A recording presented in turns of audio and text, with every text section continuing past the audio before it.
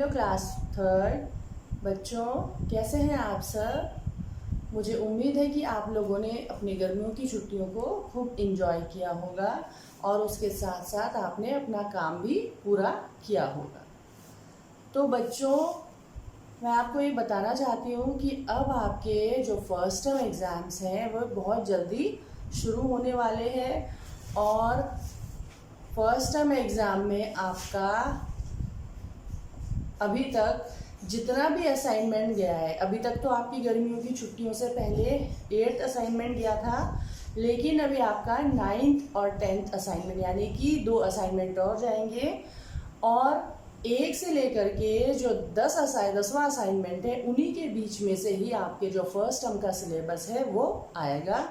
तो जिन लोगों ने अभी तक भी अपना काम पूरा नहीं किया है तो वो अपना काम पूरा रख लें, नहीं तो उनको बहुत दिक्कत होने वाली है। यदि आपने अपना काम पूरा नहीं किया है तो आप एग्ज़ाम में क्या लिखेंगे, कैसे आप एग्ज़ाम देंगे, है ना।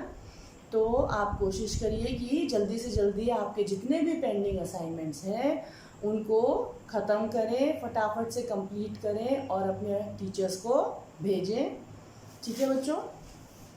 तो बच्चों, और एक चीज़ मैं बता दूं आपको कि हर असाइनमेंट के लिए आपको 2 मार्क्स मिलेंगे।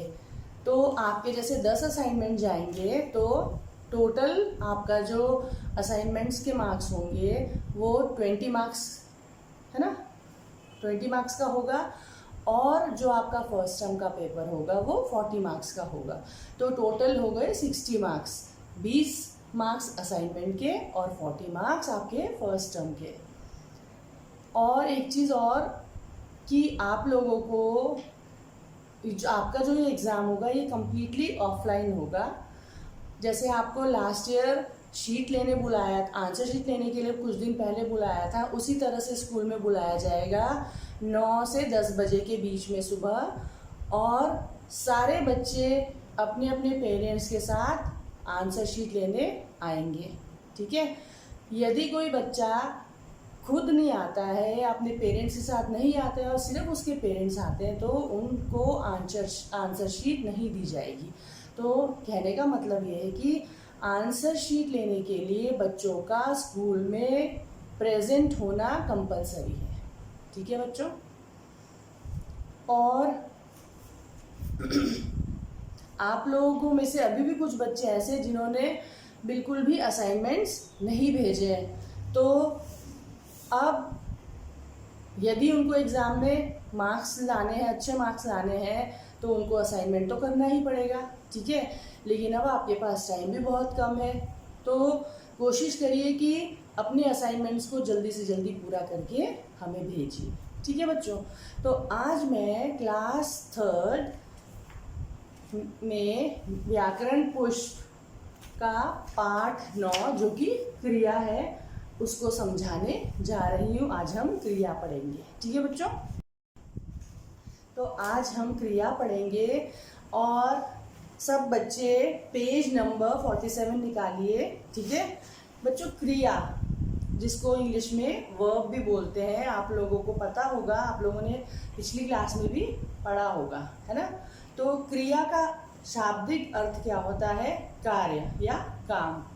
तो क्रिया क्या होती है? क्रिया वे शब्द होते हैं जिनसे हमें किसी कार्य के करने या होने का पता चलता है। जैसे मैंने यहाँ बोर्ड में लिखा है, एग्जाम्पल देखिए, पढ़ना, खाना, सोना, भागना, सुनना। ये तो मैंने 5 एग्जाम्पल दिए हैं। क्रिया तो बहुत सारी होती है, ठीक है ना। तो यहाँ पर मैंने आपको सिर्फ 5 एग्जाम्पल्स दिए हैं कि पढ़ना, खाना, सोना, भागना और सुनना। तो ये जो शब्द हैं इनसे हमें किसी न किसी कार्य के करने या होने का पता चलता है। जैसे पहला शब्द मैंने लिखा है पढ़ना।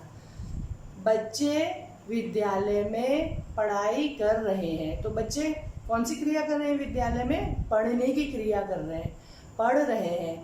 तो पढ़ना क्या हो गया? एक क्रिया हो गई। ठीक है। उसी तरह से खाना, राम खाना खा रहा है। तो राम कौन सी क्रिया कर रहा है? खाने की क्रिया कर रहा है ना। तो खाना क्या हो गई? यहाँ पर एक क्रिया हो गई। ठीक है। उसी तरह से सोना, बालक सो रहा है, तो बच्चा जो है, बालक जो है कौन सी क्रिया कर रहा है, सोने की क्रिया कर रहा है, तो सोना भी यहाँ पर क्रिया हो गई। ठीक है। उसी तरह से भागना, चीता जंगल में भागता है या चीता जंगल में भाग रहा है, तो चीता कौन सी क्रिया कर रहा है, भागने की क्रिया कर रहा है, तो यहाँ पर भागना भी एक क्रिया हो गई। ठीक है। उसी तरह से सुनना, सभी बच्चे शिक्षक को ध्यानपूर्वक सुन रहे हैं, तो सभी बच्चे जो है वो कक्षा में शिक्षक उनको जो पढ़ा रहा है वे क्या कर रहे हैं, ध्यान से शिक्षक की बातों को सुन रहे हैं। तो बच्चे कौन सी क्रिया कर रहे हैं, सुनने की, और शिक्षक क्या कर रहा है, बोलने की क्रिया। तो यहाँ पर हमें हर वाक्य में किसी न किसी कार्य के होने या करने का पता चलता है, तो उसको हम क्रिया कहते हैं। जैसे उदाहरण के लिए मैं भी आपको पढ़ा रही हूँ और आप पढ़ रहे हैं या मुझे सुन रहे हैं, है ना, इस वीडियो के माध्यम से। तो मैं कौन सी क्रिया कर रही हूँ, मैं पढ़ाने की क्रिया कर रही हूँ, और आप समझने और सुनने और पढ़ने की क्रिया कर रहे हैं। ठीक है बच्चों। तो क्रिया के कुछ नियम हैं, जैसे पहला है कि कोई भी वाक्य क्रिया के बिना अधूरा होता है। ठीक है। एक उदाहरण देती हूँ मैं कि बच्चे मैदान में फुटबॉल खेल रहे हैं। क्या खेल रहे हैं बच्चे, फुटबॉल। कौन सी क्रिया कर रहे हैं, खेलने की क्रिया कर रहे हैं। ठीक है ना। तो कोई भी वाक्य क्रिया के बिना, अब क्रिया यहाँ पर क्या हो गई, खेल रहे हैं, खेलना क्रिया हो गई।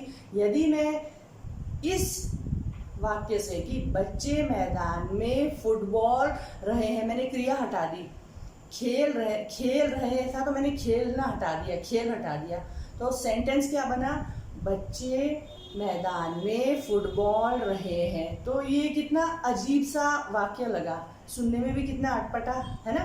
तो इससे ये सिद्ध होता है कि क्रिया के बिना वाक्य अधूरा होता है। ठीक है। अब दूसरा, क्रिया वाक्य के अंत में आती है। सामान्यतः क्रिया हिंदी में जो है वाक्य के अंत में आती है। जैसे राम बाजार जा रहा है, तो राम क्या क्रिया कर रहा है, जाने की क्रिया कर रहा है, तो राम बाजार जा रहा है, लास्ट वाक्य के अंत में आई ना क्रिया। ठीक है। तो क्रिया वाक्य के अंत में आती है। ठीक है बच्चों। अब यहाँ पर कुछ उदाहरण दिए मैंने। जैसे पहला उदाहरण है कि छात्रों ने कक्षा को सजाया। किसने सजाया, छात्रों ने कक्षा को क्या करा, सजाया। कौन सी क्रिया करी उन्होंने, सजाने की क्रिया करी। ठीक है। दूसरा देखिए, माँ कपड़े धो रही हैं।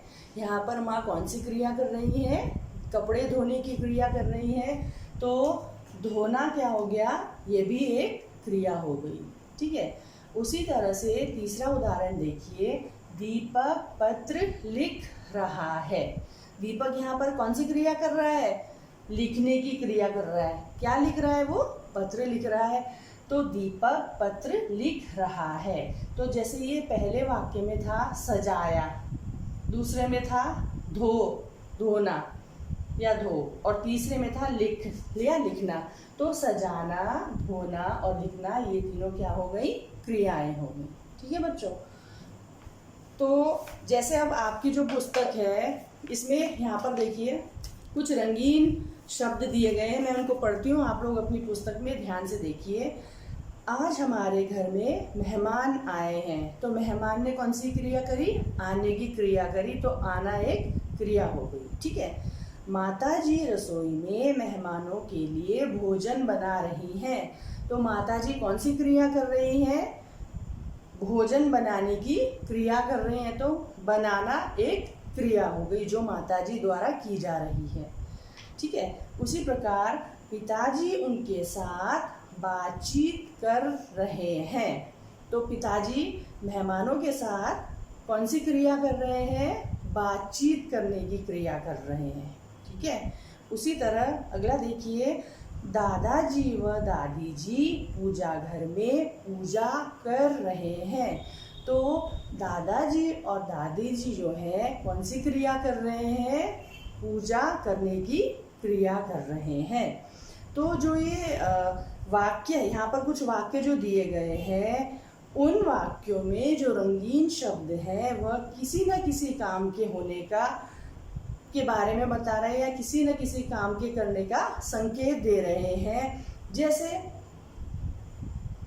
आना, कौन आया घर में? मेहमान आए, तो मेहमानों ने आने की क्रिया करी, ठीक है। उसी प्रकार से माता जी ने कौन सी क्रिया करी? माता जी ने भोजन बनाने की क्रिया करी, ठीक है। और पिताजी ने क्या किया? पिताजी ने मेहमानों से बातचीत की, यानी कि बातचीत करने की क्रिया करी। यहाँ पर बातचीत करने का कार्य किया, है ना। तो बातचीत करना भी एक क्रिया हो गई, ठीक है। उसी तरह से दादाजी और दादी जी ने कौन सी क्रिया की? पूजा करा, पूजा की उन्होंने। तो पूजा करना, ये सब क्या हो गए? काम हो गए या कार्य हो गए। तो हम इनको ही क्रिया कहेंगे, ठीक है। तो क्रिया की जो परिभाषा है वो क्या होनी चाहिए या क्या होगी, मैं पढ़ के आपको बताती हूँ। अपनी पुस्तक में देखिए कि जिस शब्द से किसी काम का करना या होना पाया जाता है उसे क्रिया कहते हैं। इसे कहते हैं क्रिया।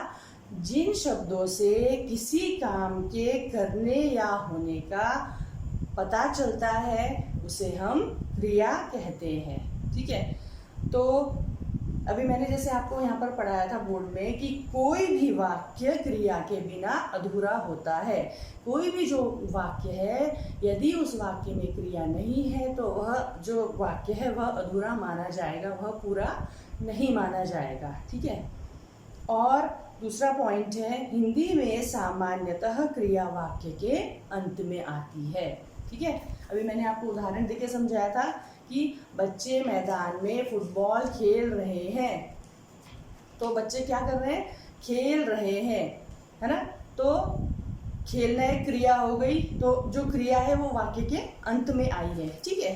पेज पलटिए, पेज नंबर 48 में देखिए कुछ क्रियाएं दी गई हैं। मैं उसको पढ़ती हूँ, आप लोग ध्यान से सुनिए।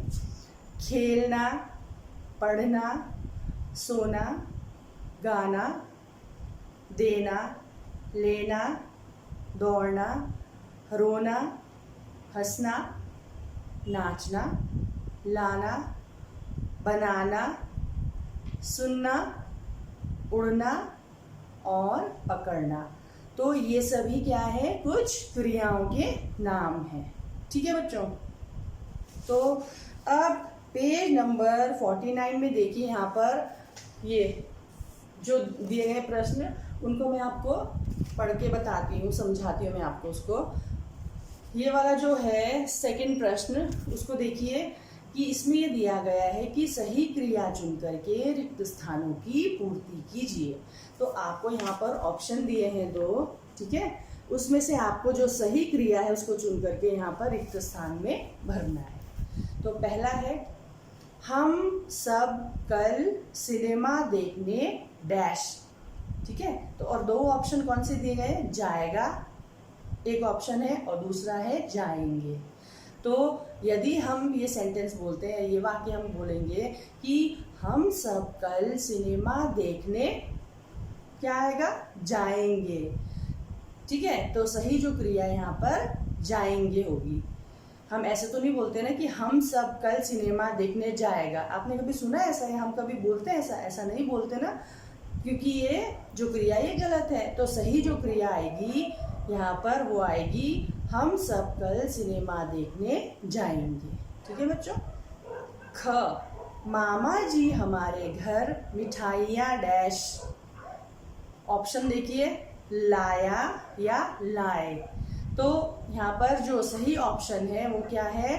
मामा जी हमारे घर मिठाइयाँ लाए। हम ये नहीं बोलेंगे कि मामा जी हमारे घर मिठाइयाँ लाया। कभी आपने ऐसा सुना है किसी को बोलते हुए? नहीं ना। तो मामा जी हमारे घर मिठाइयाँ लाए, ठीक है। सही जो क्रिया है यहाँ पर वो है लाए। अब ग, मेरी पुस्तक खो डैश। तो यहाँ पर दो ऑप्शन है, गई और एक गई। तो मेरी पुस्तक खो गई, तो यहाँ पर सही जो क्रिया है वो होगी गई। और आखिर में घ, आज मेरी छुट्टी डैश है या हैं। तो कौन सा आएगा, कौन सी सही क्रिया आएगी यहाँ पर, आज मेरी छुट्टी है। ठीक है बच्चों। अब उसके बाद तीसरा प्रश्न देखिए, जहां पर लिखा है आओ सोचकर देखें। ये इसमें दिया गया है, इसमें यहाँ पर आपको कुछ क्रियाएं दी गई हैं और आपको उन क्रियाओं को प्रयोग करके एक एक वाक्य बनाना है। ठीक है। जैसे पहला है सुनना, तो सुनना का क्या वाक्य बनाएंगे हम, राम के गीत को सभी ध्यान से सुन रहे हैं। तो राम के गीत को, यानी कि राम ने जो गाना गाया उसको सभी ध्यान से सुन रहे हैं। तो यहाँ पर सभी कौन सी क्रिया कर रहे हैं, सुनने की क्रिया कर रहे हैं। ठीक है। तो सुनना क्रिया हो गई। तो आपने जो सुनना क्रिया थी उसका जो वाक्य बनाया, क्या बनाया कि राम के गीत को सभी लोग सुन रहे हैं। ठीक है।